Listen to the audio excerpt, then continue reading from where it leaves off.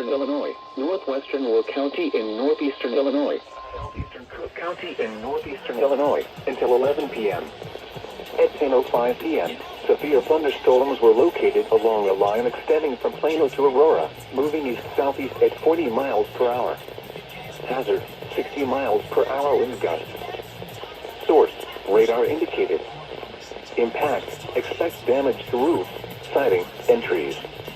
Locations impacted include Aurora, Joliet, Naperville, Bolingbrook, Orland Park, Tinley Park, Romeoville, Plainfield, Woodridge, Oswego, Oak Forest, Harvey, Lockport, New Lenox, Palmer Glen, Blue Island, Alsip, Madison, Mokina, Frankfort, Yorkville, Lemont, Channahon, Minooka, and Plano.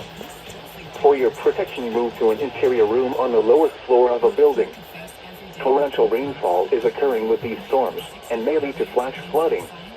Do not drive your vehicle through flooded roadways.